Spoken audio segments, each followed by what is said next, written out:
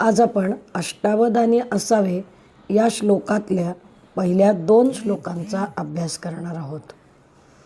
अष्टावधानी असावे, नवधा भक्ती करावी, दशही दिशा पाहाव्या, चित्त स्थिर ठेवावे, असे पहिल्या श्लोकामध्ये 4 गोष्टी समर्थांनी सांगितलेल्या आहेत.